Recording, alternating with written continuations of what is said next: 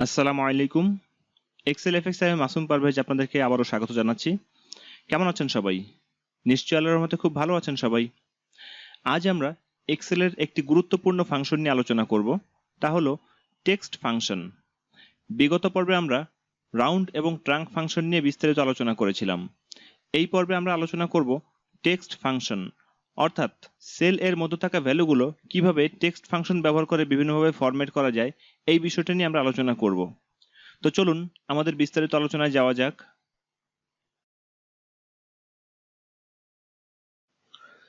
Text function কি এবং এটি আমাদের কি কাজে লাগে, এই বিষয়টা ভালোভাবে বোঝার জন্য আমরা একটা ডাটা টেবিল এখানে ক্রিয়েট করে রেখেছি। এই ডাটা টেবিলের মধ্যকার কন্টেন্টসগুলো ভালোভাবে বুঝতে পারলেই আমরা বিষয়টা ভালোভাবে বুঝতে পারবো যে টেক্সট ফাংশন আমাদের কি কাজে লাগে। টেক্সট ফাংশন মূলত বিভিন্ন ধরনের ভ্যালুকে বিভিন্ন ফরম্যাটে রূপান্তর করার জন্য টেক্সট ফাংশন ব্যবহৃত হয়। যেমন আমরা এখানে বি কলামে কিছু ভ্যালু লিখে রেখেছি এবং ডি কলামে ওই ভ্যালুগুলোর কিছু ফরম্যাটেড রূপ আমরা রেখেছি। এবারে ডি কলামে যে ভ্যালুগুলো রয়েছে, অর্থাৎ যে ভ্যালুগুলোকে আমরা ফরম্যাট করে রেখেছি, এই ফরম্যাটে কিভাবে আমরা টেক্সট ফাংশন ব্যবহার করে নিতে পারি আমাদের বি কলামের ভ্যালুগুলোকে, এই বিষয়টা আমরা আলোচনা করব টেক্সট ফাংশনের মাধ্যমে। তো আমরা দেখি কিভাবে এটা করা যায়। আমাদের টেক্সট ফাংশনটা হচ্ছে টেক্সট, তারপর একটা ভ্যালু, তারপর হচ্ছে ফরম্যাট টেক্সট। অর্থাৎ একটা ভ্যালু হলো যে ভ্যালুটাকে আমরা টেক্সট করতে চাই সেই ভ্যালুটা, এবং ফরম্যাট টেক্সট হচ্ছে যেই ফরম্যাটে আমরা এটাকে করতে চাই সেই ফরম্যাটটা। তাহলে এক্ষেত্রে আমরা সি কলামে কিছু ফরম্যাট লিখে রেখেছি। এই ফরম্যাট অনুসারেই আমরা এই ভ্যালুগুলোকে টেক্সট করতে চাই। তো এই ভ্যালুগুলোকে এই ফরম্যাট অনুসারে টেক্সট করলে কিরকম হবে, সেই রেজাল্টটা বা সেই ফলাফলটা আমরা ডি কলামে লিখে রেখেছি।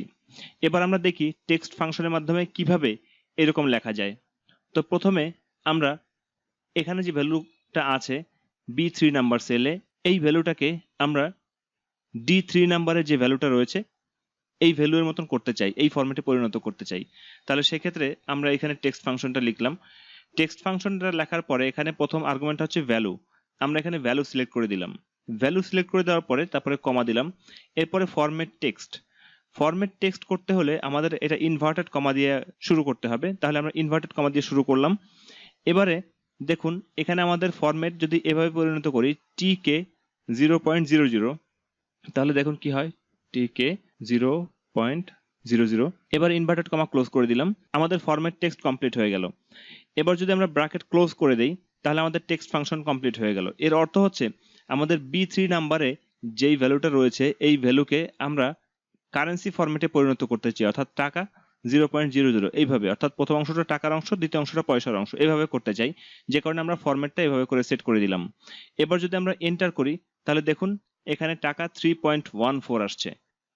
যদিও বা এখানে 3.14159 অনেক কিছু ছিল, কিন্তু তারপরে আমাদের এখানে কারেন্সি ফরম্যাটে পরিণত হওয়ার কারণে আমাদের এটা 3.14 শো করছে, এবং এখানে যেহেতু আমরা ফরম্যাট টেক্সট এভাবে করে দিয়েছিলাম সে কারণে আমাদের এটা এভাবে শো করছে। এরপর আমরা পরের সেলটাতে যাই। এটাতে আমরা ফরম্যাট করতে চাই এখানে যে ভ্যালুটা আছে 1234.59, এটাকে আমরা করতে চাই 1234.6, অর্থাৎ রাউন্ড করতে চাই আমরা এটাকে। তাহলে সেক্ষেত্রে আমরা ইকুয়াল টু প্রেস করলাম, তারপর আমরা টেক্সট ফাংশনটা লিখলাম। লেখার পরে ভ্যালু হিসেবে আমরা এটাকে সিলেক্ট করলাম। সিলেক্ট করার পরে আমরা কমা দেই। কমা দেওয়ার পরে ফরম্যাট টেক্সট ইনভার্টেড কমা দেই। ইনভার্টেড কমা দেওয়ার পরে এখানে দেখুন যেহেতু আমরা 1234.6 অর্থাৎ পয়েন্টের পরে একটা ডিজিট রাখবো, তাহলে সেক্ষেত্রে আমরা প্রথমে 4টা ডিজিট রাখি, অর্থাৎ প্রথমে 4টা হ্যাশ দেই। 1 2 3 4, 4টা দিলাম। এরপরে পয়েন্ট, তারপর আরেকটা হ্যাশ দেই। এর দ্বারা বোঝায় প্রথম 4টা ডিজিট একই রকমের থাকবে এবং পরে যে দুটো ডিজিট রয়েছে ওখান থেকে একটা ডিজিট রাউন্ড হবে। আমরা ইনভার্টেড কমাটা ক্লোজ করে দেই। ক্লোজ করে দেওয়ার পরে ব্র্যাকেট ক্লোজ করে দিই। আমাদের টেক্সট ফাংশনটা কমপ্লিট হয়ে গেল। এবার যদি আমরা এন্টার করি তাহলে দেখুন 1234.659 না হয়ে এখানে 6 আসছে, অর্থাৎ 5 এর পরে যেহেতু 9 আছে তাহলে 9 হলো 5 এর চেয়ে বড় বিধায় এখানে আগের ডেসিমেল প্লেসটা এক ঘর বর্ধিত হয়ে এখানে 6 হয়েছে। তো এভাবে আমরা কোনো ভ্যালুকে রাউন্ড করতে পারি এই টেক্সট ফাংশন ব্যবহার করে, এই ফরম্যাট ব্যবহার করে। এরপর আমরা এর পরবর্তী সেলে থাকা ভ্যালুটাকে আমরা ফরম্যাট করতে চাই। এখানে রয়েছে 8.9, এটাকে আমরা 8.900 এইভাবে করতে চাই, এই ফরম্যাটে পরিণত করতে চাই। তাহলে সেক্ষেত্রে আমরা ইকুয়াল টু দিলাম, তারপরে টেক্সট লিখলাম। টেক্সট লেখার পরে এখানে ভ্যালু হিসাবে এটাকে সিলেক্ট করলাম। সিলেক্ট করার পরে কমা দিয়ে আমরা এখানে ইনভার্টেড কমা দেই। তারপরে এখানে লিখি প্রথম অংশটা আমরা হ্যাশ চিহ্ন দেই, তারপরে পয়েন্ট, তারপরে 000 দিলাম, তারপরে ইনভার্টেড কমা ক্লোজ। এখন এখানে দেখুন এখানে প্রথম অংশটা হ্যাশ, অর্থাৎ প্রথম যে অংশটা রয়েছে 8, প্রথম যে ডিজিটটা রয়েছে এটা ঠিক থাকবে। এরপরে দশমিকের পরে 3টা জিরো বসবে। যদি এখানে 0 এর স্থলে অন্য কোনো ডিজিট থাকে তাহলে সেই ডিজিটটা এখানে বসবে, আর যদি কোনো ডিজিট না থাকে, ব্ল্যাঙ্ক থাকে, তাহলে সেখানে 0 বসবে। তো আমরা B5 নাম্বার সেলে থাকা ভ্যালুটাকে আমরা এই ফরম্যাটে পরিণত করলাম। এবার আমরা ব্র্যাকেট ক্লোজ করে দিই। ব্র্যাকেট ক্লোজ করে দিলে পরে আমাদের টেক্সট ফাংশনটা কমপ্লিট হয়ে গেল। এবার এন্টার করি, তাহলে দেখুন এখানে 8.900 শো করছে।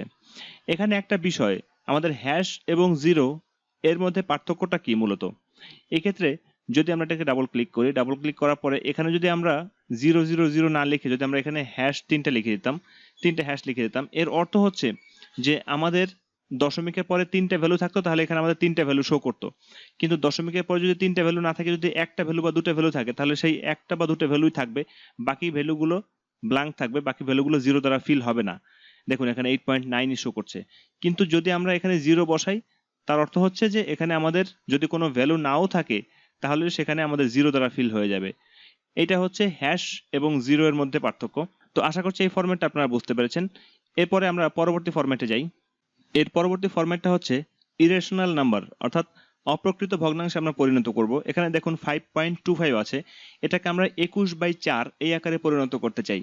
তাহলে সেক্ষেত্রে আমরা পরিণত করি, ফরম্যাটটা লিখি, আমরা ফাংশনটা লিখি টেক্সট ফাংশনটা লিখলাম, এরপরে ভ্যালু হিসেবে এটাকে সিলেক্ট করলাম, তারপরে কমা, তারপরে ইনভার্টেড কমা।